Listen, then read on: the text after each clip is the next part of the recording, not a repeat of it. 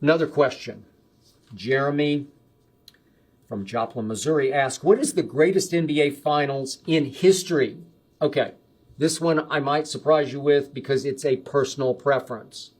Obviously, I was there for every step of the way of Jordan's finals, Chicago, 1998. I was there, Game 6 that night, the fairy tale ending. Jordan stole the ball from Karl Malone, dribbled it all the way up the floor with Scottie Pippen standing on the wing with his hands up. Give me the ball, give me the... No. And Jordan, a little subtle push off of Brian Russell. Everybody pushed off in those days and got away with it. But Jordan rose up from near the free throw line and he held the pose as the ball ripped through the net and through the hearts of those Utah fans. I was there for all of the above. Impossibly great, pure GOAT.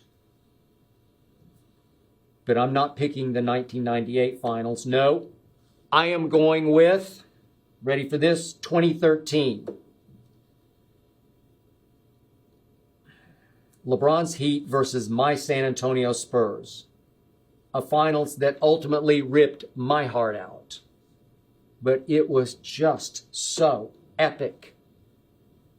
You realize if the Spurs had won that finals, as they should have closed it out in Game 6. If they'd then gone ahead and won in 2014, as they did, you realize that Tim Duncan would have gone 6-0 in the finals.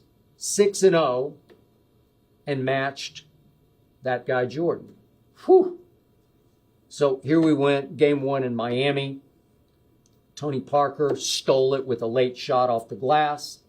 Heat bounced back in Game 2. LeBron blocked Thiago Splitter's quote-unquote jump shot, and Thiago can't jump any higher than I can. But that was the highlight of the game, even though LeBron scored only 17 and was outscored by Mario Chalmers on the Heat. Then we go to San Antonio. Spurs big in Game 3. Heat rally in Game 4. LeBron had 33, Dwayne 32. Spurs dominated Game 5 to go up 3-2, but here's my personal preference. That week in San Antonio, I was there on my old show, First Take. Greatest week of my career. Never experienced anything like it because we did our shows outdoors on the Riverwalk in San Antonio. I became that week the mayor of San Antonio. I could not leave my hotel room without getting mobbed. I couldn't walk across the street from the hotel without getting mobbed because they loved it in San Antonio that I loved their Spurs.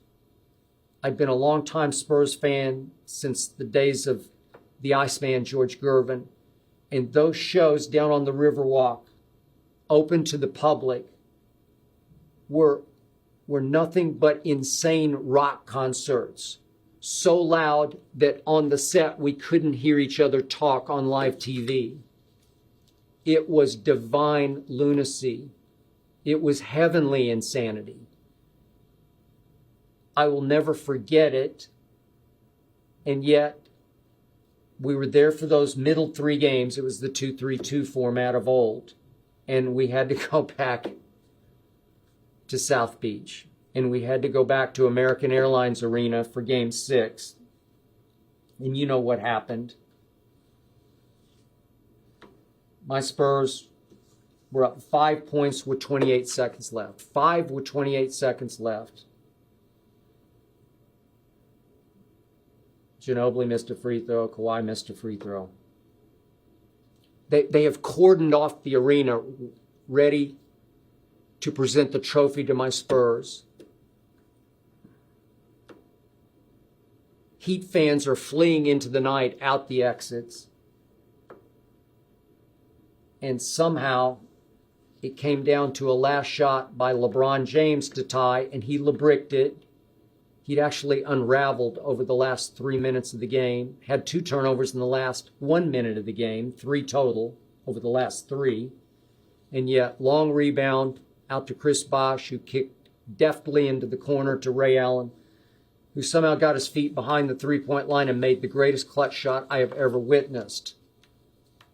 as painful as it is to admit, that made that the greatest finals ever, because my Spurs could not get up off the mat. Ray shot them in the heart. They couldn't get off the mat for overtime nor for Game 7. Kudos to LeBron. He was great in Game 7 against a team that was done in by Ray Allen. Greatest finals ever. I hope you enjoyed that video. You ready for more? Make sure you click that subscribe button for all the exclusive content from the Skip Bayless Show. And don't forget to check out the full episode of the show wherever you get your podcasts by clicking the link in the description.